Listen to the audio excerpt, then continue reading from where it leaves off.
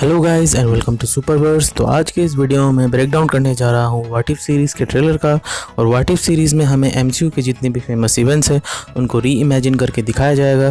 For example, अगर Tony iron man नहीं बन के किल मॉन्गर से मिल जाता तो क्या होता, और जो टचाला है वो ब्लैक पैंथर बनने के बजाय स्टार लॉर्ड बन जाता तो क्या होता। तो चलिए इस ट्रेलर का ब्रेक डाउन स्टार्ट करते हैं। Let's get started.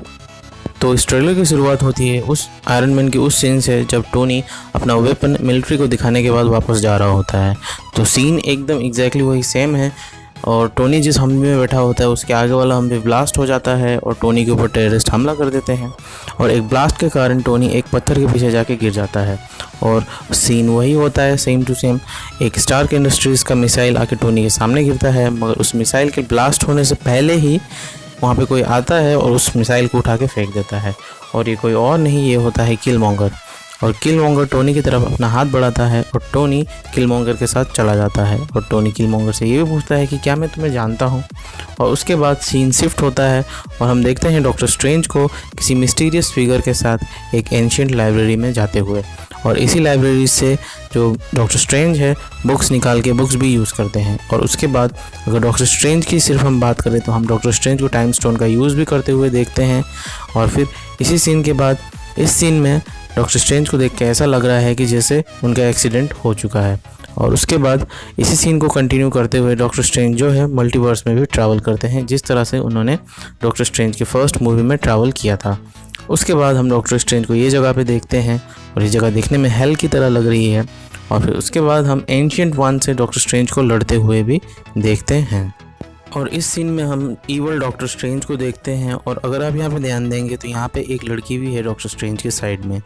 और व्हाट इफ सीरीज़ में हम डॉक्टर स्ट्रेंज के दो रूप को देखेंगे, एक ईवल है और एक गुड है। और इस सीन में हम ईवल डॉक्टर स्ट्रेंज को गुड डॉक्टर स्ट्रेंज से लड़ते हुए भी देखते हैं। इसके बाद हमें न्यूयॉर्क बैटल का वो सीन दिखता है जब पहली बार 6 ओरिजिनल एवेंजर्स असेंबल हुए थे। अब इस सीन में एक ग्लिच होता है और पूरी टाइमलाइन चेंज हो जाती है और पूरे हीरोज़ भी चेंज हो जाते हैं। हम यहाँ पे कैप्टन ब्रिटेन को देख सकते हैं और गमोरा को देख सकते हैं और टचाला के स्टार लॉर्ड को देख सकते हैं। और यहाँ पे किल मॉन्गर का ब्लैक पैंथर भी है। और एकदम राइट साइड में हमें पार्टी थॉर भी दिखेगा। और अगर आप गमोरा की तरफ ध्यान देंगे तो गमोरा ने थैनोस का जैसा आर्मर पहन रखा है और उसके पास थैनोस का डबल एज स्वॉर्ड भी है। और एक लीक से हमें ये भी मालूम चला है कि इस टीम में ईवल डॉक्टर स्ट्रेंज और ब्लैक विडो भी है।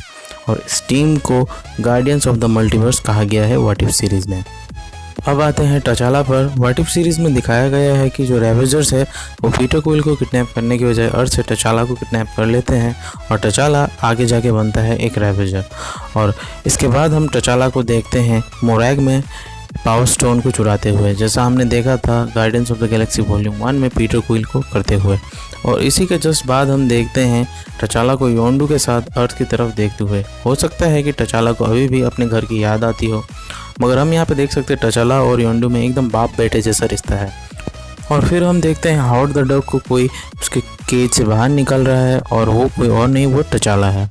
उसके बाद हम देखते हैं ब्रूस बैनर को हल्क में ट्रांसफॉर्म होते हुए, और ब्रूस बैनर के साथ यहाँ पे ब्लैक विडो भी है। और फिर हम देखते हैं हल्क को बहुत सारे अल्ट्रॉन के साथ लड़ाई करते हुए। उसके बाद यहाँ पे इस सीन में हम देख सकते हैं अल्ट्रॉन को, बहुत सारे अल्ट्रॉन को, और ये जगह मेरे ख्याल से लास वेगास है। और इसी सीन में हम देख सकते हैं कि जो पार्टी थॉर है वो अल्ट्रॉन की धुलाई कर रहा है। इसके बाद हमें दिखता है लोकी, और लोकी को देख के लग रहा है कि वो फाइनली एसगार्ड का राजा बन चुका है। और लोकी यहाँ पे एसगार्डियन आर्मी को कमांड भी कर रहा है। और लोकी के पीछे वॉरियर्स 3 भी खड़े हैं और लोकी निक फ्यूरी और शील्ड के एजेंट्स के साथ बातें कर रहा है। और इसी के बाद हम लोकी को cascade of ancient winter release करते हुए भी देखते हैं। और लोकी के पीछे आपको द डिस्ट्रॉयर भी दिखेगा। और व्हाट इफ के एक्सक्लूसिव लुक में हमने लोकी को यूएन में जाते हुए भी देखा था। इसके बाद वाले सीन में हम देखते हैं विजन को किसी से बातें करते हुए, और हम विजन को अपने सर पे लगा हुआ माइंड स्टोन खुद निकालते हुए भी देखते हैं।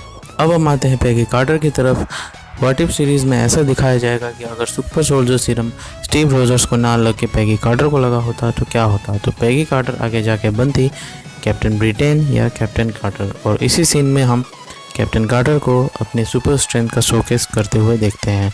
और इसके जस्ट बाद वाले सीन में हम देखते हैं कैप्टन कार्टर को एक आयरन मैन सूट के ऊपर, और ये सूट डिज़ाइन किया है हावर्ड स्टार्क ने, और इस सूट को कोई और नहीं स्टीव रॉजर्स चला रहा है।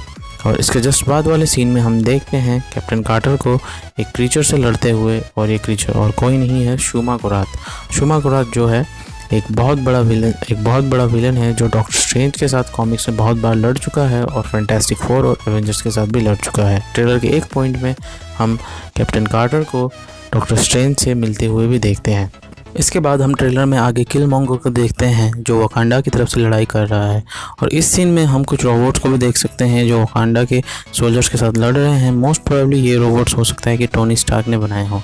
उसके बाद हम देखते हैं टचाला के ग्रुप को, और इस ग्रुप में राइट साइड से अगर हम देखेंगे तो हमें दिखेगा टेजर फेस, क्रैगलिन, टचाला का स्टार लॉर्ड, योंडू और कोरैथ।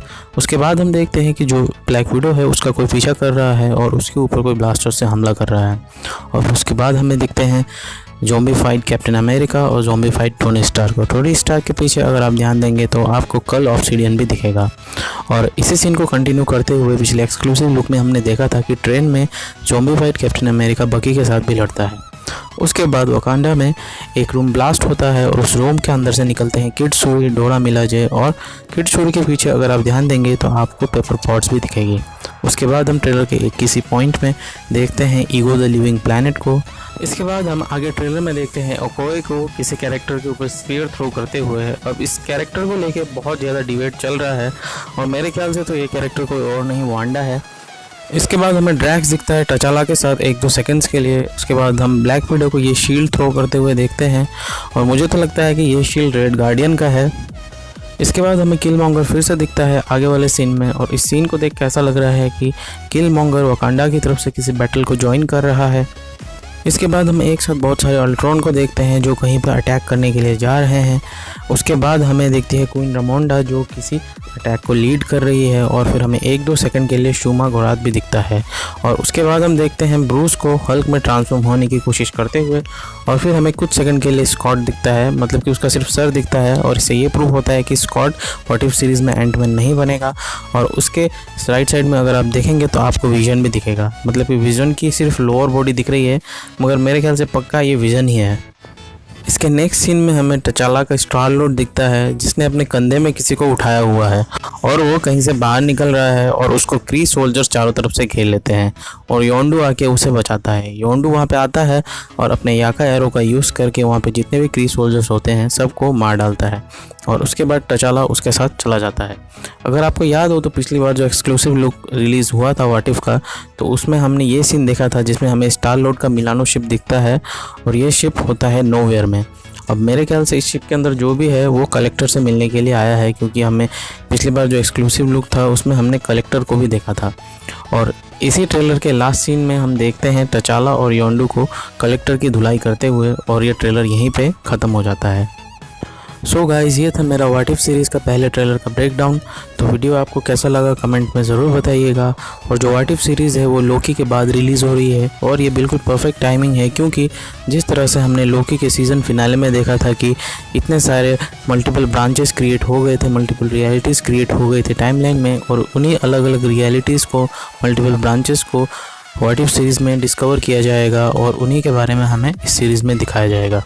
तो वीडियो को यहीं पे ख़त्म करते हैं। वीडियो आपको कैसा लगा कमेंट में ज़रूर बताइएगा। अगर पसंद आया तो लाइक ज़रूर कीजिएगा एंड शेयर ज़रूर कीजिएगा अपने दोस्तों के साथ एंड सब्सक्राइब कीजिए सुपरवर्स को ऐसे ही सुपर हीरो से रिलेटेड कंटेंट के लिए।